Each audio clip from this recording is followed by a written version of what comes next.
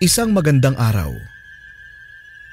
Ang istoryang inyong maririnig ay totoong nangyari at hindi gawa-gawa lamang. Ipinadala ito sa ating email sa paghihikayat sa kanila na magpadala ng kanilang kwento ng katatakutan. Kung takot ang paiiralin, ay walang maganda itong maidudulot. Pagmamahal sa pamilya, lakas ng loob at pagtitiwala sa may kapal ang tanging kailangan at sandata. Pakinggan ang true-to-life story ni Osting, natubong Negros Oriental. Ang pagtitiis niya dahil sa pagmamahal at ang kanyang karanasan sa aswang.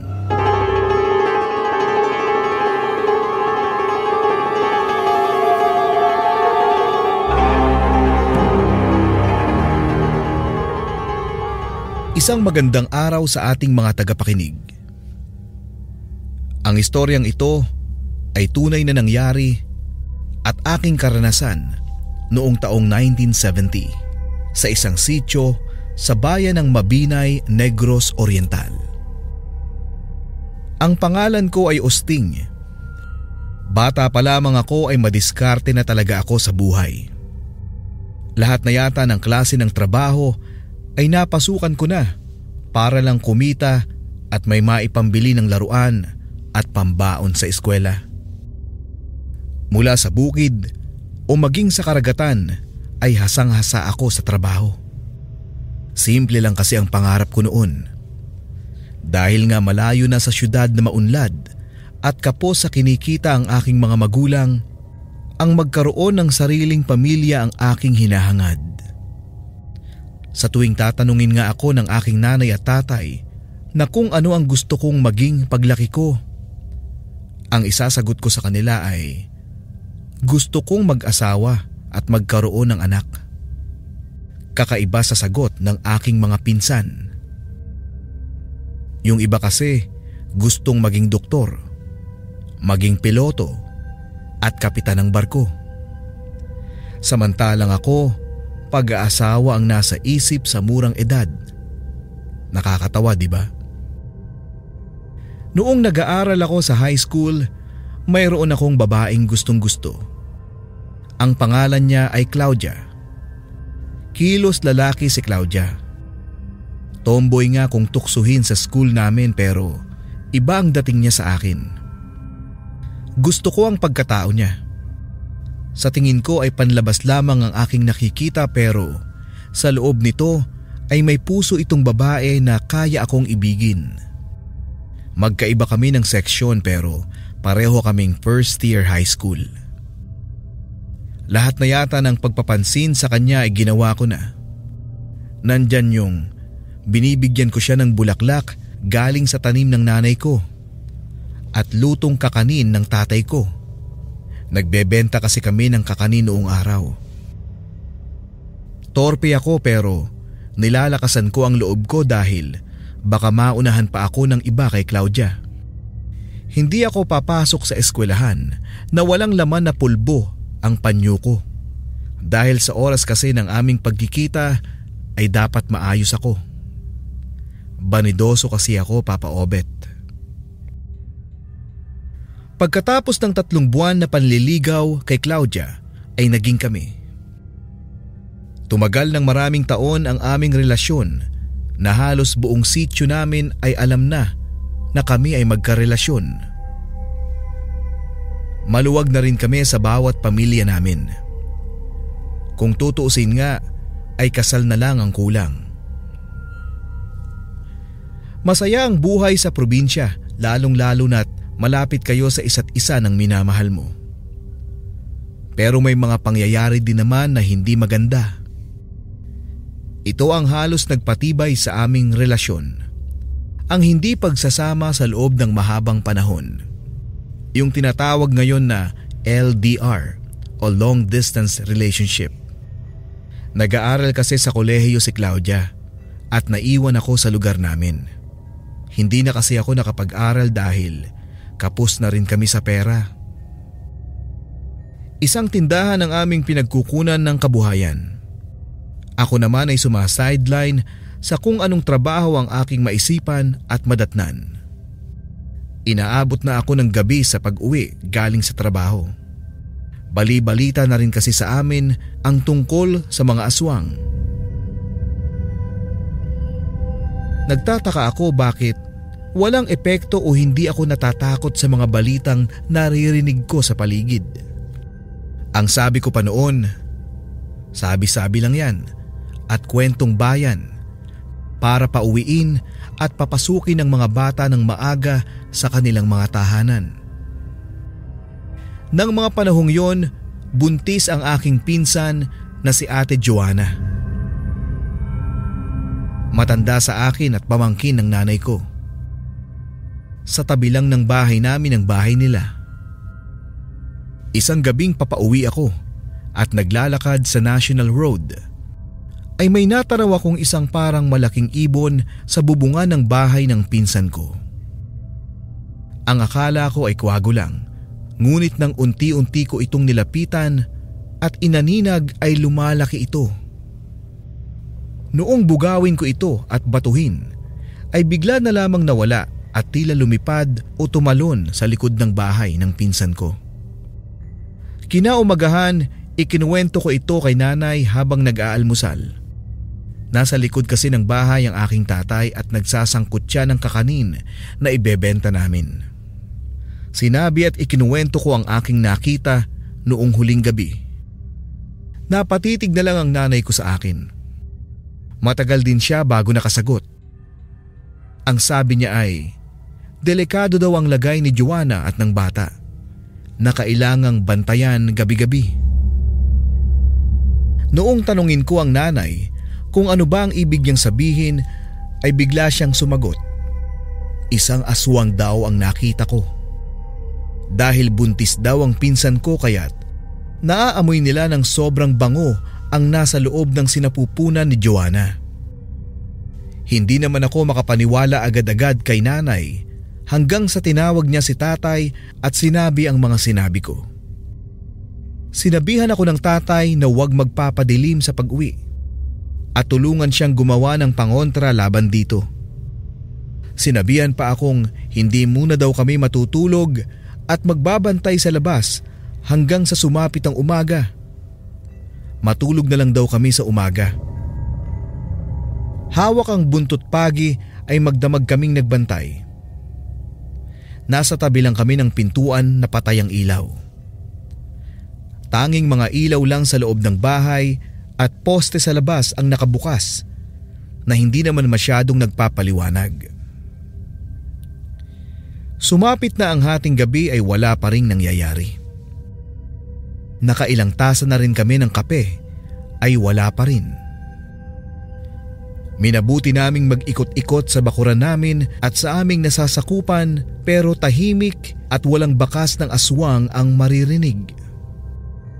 Umabot na kami ng 5:00 ng umaga at medyo nagliliwanag na rin. Napagpasyahan namin ang tatay ko na matulog na muna dahil may trabaho pa kami sa umaga.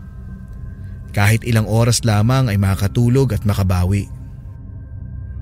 Hindi na namin nagawang magbantay gabi-gabi dahil baka kalusugan naman namin ang malagay sa panganib.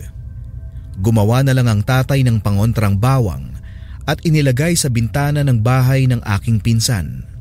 Itinali din naman ang buntot pagi sa bubungan ng kanilang bahay. Simula noon ay hindi na bumalik ang hinihinala naming aswang hanggang sa makapanganak na ang aking pinsan matapos ang 4 na buwang pangangamba. May mga nababalitaan kaming kwento ng aswang sa katabing sityo pero hindi na namin ito iniintindi. Hindi kami nangangamba dahil wala nang buntis sa lugar namin. Lumakad ang mahabang panahon at ako ay pumasok bilang scuba diver sa lugar namin. Dahil maraming ang turista ang pumupunta at dumadayo sa amin, ay malakas ang kita ng scuba diving. Doon ko halos ginugol ang oras ko habang nag-aaral si Claudia sa malayong lugar. Nagsusulatan at nagkukumustahan naman kami linggo-linggo kung ano ang mga nangyayari sa amin. Nagtatrabaho daw siya sa umaga at nag-aaral sa hapon. Bagay na ikinatuwa ko dahil mas hindi namin mararamdaman ang pangungulila dahil abala kami sa aming mga ginagawa. Makalipas ang mahabang panahon ay wala na rin kaming naririnig tungkol sa mga aswang na gumagala sa gabi. Wala pa naman kaming nababalitaan na nabiktima nito. Hindi na rin kami nag-iingay o pinag-uusapan ang kwentong ito dahil baka makarating sa mga turista ay hindi pumunta sa lugar namin. Dahilan para mawalan kami ng pagkakakitaan. Mabilis lumakad ang panahon at nakauwi pansamantala si Claudia sa aming lugar. Masayang masaya ako noon dahil makakasama ko ulit siya. Isinasama ko siya sa trabaho ko at tinuturuan ng scuba diving. Pero isang araw dumating ang problema sa amin. Ito yung tinatawag nating problemang masaya. Problema dahil paano namin ipaliliwanag sa kanyang mga magulang na nagdadalang tao siya. Masaya naman dahil magiging magulang na rin kami. Pero ang malungkot dito ay hindi pa natatapos si Claudia ng kolehiyo. Naglakas ng loob kaming kausapin ng mga magulang namin. Humingi kami ng pasensya dahil sa nagawa namin. At doon ay itinuloy na rin namin ang pamamanhikan. Sinabi naming pwede namang ituloy ni Claudia ang kanyang pag-aaral pagkatapos niyang manganak. Wala nang nagawa ang mga magulang namin at sinabing nandyan na yan at tapos na. Nagpasyang tumira si Claudia sa bahay namin. Ang bahay namin ay tabing daan. May vulcanizing shop at maliit na kainan para sa aming source of income. Tambayan kasi ito ng mga habal-habal drivers kaya napakalakas ng bentahan dito. Doon ay tumigil na rin ako sa aking trabaho bilang isang scuba diver.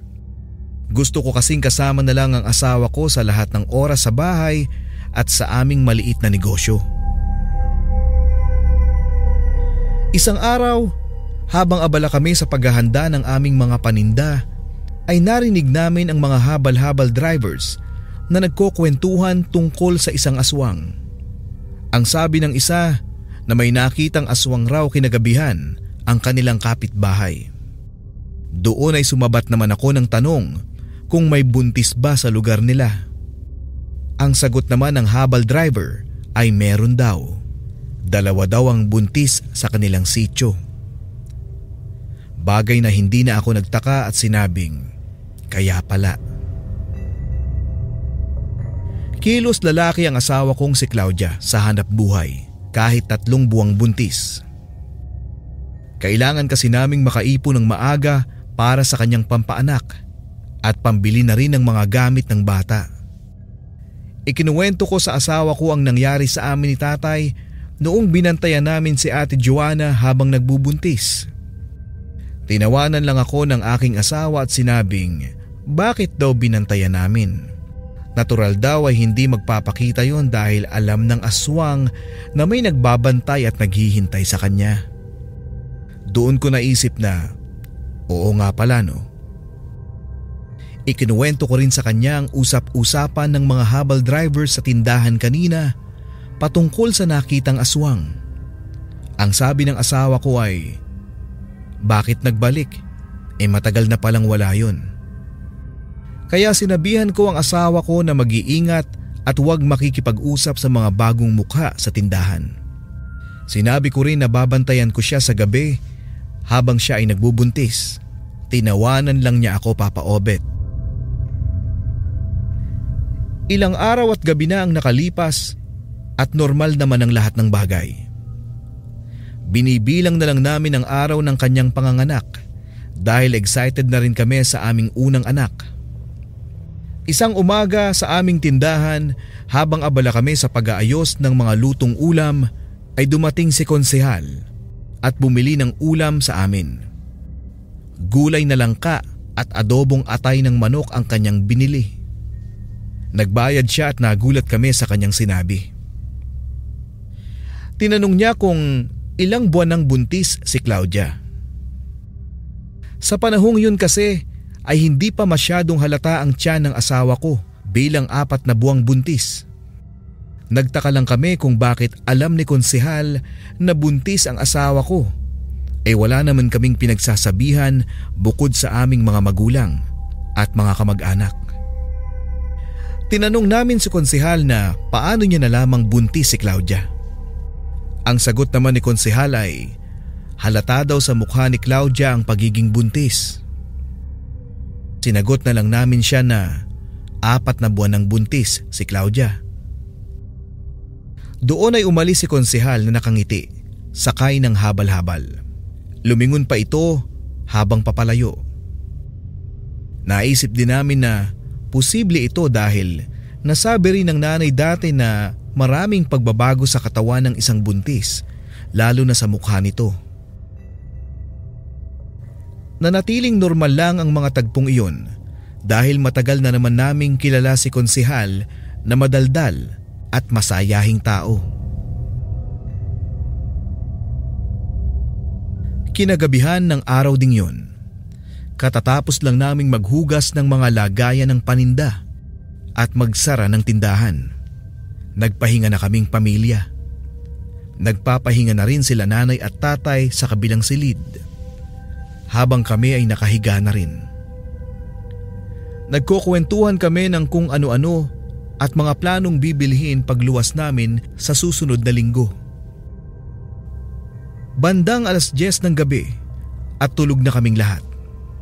Nagulat na lang kami nang may biglang kumalampag at tila dumapo sa bubungan namin. Narinig ko pa ang inay na humiyaw na parang may binubugaw na pusa. Nagising din ang asawa ko at nagsalita sa akin na, "Aswang, baka aswang yun." Sabay tawa. Itinuloy na lang namin ang pagtulog, pero hindi nagtagal ay naririnig ko parang may kumakahig o may tunog na parang hinihila sa aming bubungan. Mahimbing na ang tulog ng asawa ko dahil sa pagod. Dahan-dahan akong tumayo at tahimik na gumapang at sumilip sa may siwang ng aming bubungan para tignan ang ingay at mag-imbestiga. Biglang nanumbalik sa aking alaala ang mga ganap noong nagbubuntis si Ate Joanna. Sa aking pagsilip at pagmamasid, hindi nagtagal ay doon ko nakita ang sinasabing aswang. Maitim ito na malangis dahil nasisinaga ng buwan ang katawan nito habang naghahanap ng madadaanan papasok sa aming bahay. Alam kong may plano itong mambiktima ngayong gabi at nandito pa sa buntis kong asawa. Hindi nagtagal nang hindi makakita ng daraanan ay bigla itong tumalon pababa at nawala. Ang kutob ko at sinabi ko sa aking sarili na, "Tsak, sigurado, babalik ito." Kinaumagahan ay kinuwento ko sa aking asawa pero gaya ng dati ay tumawa lang ito. Ikinuwento ko rin sa aking tatay at doon ay biglang inihanda rin niya ang kanyang buntot pagi. Ibinigay niya ito sa akin at sinabing bantayan ko daw sa gabi ng parehong oras si Claudia. Bukod sa buntot pagi ay naghanda talaga ako. Hindi ko ito ikinuwento sa kahit kanino maliban sa aking pamilya. Hindi ako matatakuting tao, lalo na ang aking asawang tomboy. Pinalitan ko ng goma ang spear gun ko para mas lalong lumakas ang puwersa ng bitaw. Gumawa ako sa shop ko ng panibago, matindi at matalim na pana na hindi basta-basta madaling hugutin kung tatama man ito sa laman o kahit anong bagay. Dahil nakakapagod ding gumawa ng talim na gawa sa bakal, ay pinatulis ko na lamang ang konting dulo nito at iniwanang may kalawang ang ulo hanggang sa katawan. Sa lahat na siguro ng sinugod ng aswang ay ako ang excited. Sabik na akong sumapit ang gabi. Inihanda ko na ang lahat. Gumawa na rin ako ng malaking siwang kung saan ko siya aabangan na hindi nakikita at hindi mahahalata sa dilim. Nang gabi ring yun, pangalawang gabi ng kanyang pagbabalik, ay hindi ako nabigo sa kakahintay at pag-aabang sa pinalaki kong siwang na hindi namamataan sa dilim. Nakita kong muli ang aswang at nag-umpisang gumapang ng patuwad na nakatalikod sa akin. Pilit kong hinanap ang imahe niya habang natatakpan ng dilim. Nang umusad siya paabante at tinamaan siya ng konting liwanag, dahilan para makita ko ang kanyang kinalalagyan. Tinatansya ko ito na matatamaan ko ito sa puwitan sa tulong ng konting liwanag sa ilaw ng poste sa hindi kalayuan. Noong sigurado na ako, ay kinalabit ko ang spear gun. Sapul siya at napasigaw ang aswang. Tumalon siya pabagsak at tumakbo patungo sa direksyon ng tubuhan habang daladala niya ang bumaon na pana sa kanyang puwitan. Tumawa ang misis ko. Hindi siya nakapagpigil habang siya ay nagmamasid din lamang. Nagising sina nanay at tatay at nagtanong kung ano ang nangyayari. Sinabi ko na tinamaan ko ang aswang at bumagsak patakbo sa tubuhan. Nakangiti ang tatay ko habang sinasabing bumalik na kami sa higaan at bukas na lang namin pag-usapan. Kinaumagahan, maaga kaming nagbukas ng tindahan dahil maraming habal drivers na ang naghahanap ng kape. Sa harap ng aming shop ay may sumulpot na taong naghahanap ng maaarkilahang habal-habal dahil gagamitin daw para ihatid sa ospital si konsehal. Nagtanong naman ng mga drivers kung ano ang nangyari. Sagot ng naghahanap na napana raw si konsehal at ipapabunot ito dahil baka kumalat daw ang impeksyon dahil punong-puno ng kalawang ang pana. Tumagos daw ito malapit sa kanyang ari kaya delikado ito. Doon naman ay nanlaki ang mga mata ko at tumahimik. Pumasok agad ako sa loob ng bahay at pumunta sa kusina para ikwento sa tatay ko ang nangyari.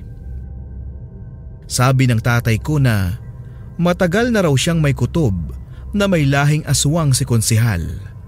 Hindi lang siya sigurado kung nama na daw niya ito dahil ang ninuno daw nito noong araw ay pinagbibintangan ding aswang. Posible daw na may kalahi pa ito na hindi nadidiskubre na aswang sila. Ngayon Papa Obet, matanda na ako at malaki na rin ang pamilya ko. Iilan lang kami sa lihim na ito noon. Ako, ang asawa ko, ang mga magulang ko at si konsehal. Si konsehal na bakang lumakad at takot na sumasalubong sa akin. Pero nagkausap na kami tungkol dyan. Sa tapang daw ng anti-tetanus na ininject sa kanya sa ospital, ay naisukan niya ang mutyang itim na dahilan ng kanyang pagbabago ng anyo. Hindi na daw siya aswang. Sa kasalukuyan ay matanda na rin siya at ganap na born-again Christian sa aming lugar. Ngayon din ay tahimik naman ang aming lugar. Sagana at masarap mamuhay. Normal ang lahat. Maraming salamat Papa Obet sa pagbasa ng aking totoong istorya mula sa iyong email. Maraming salamat, Osting.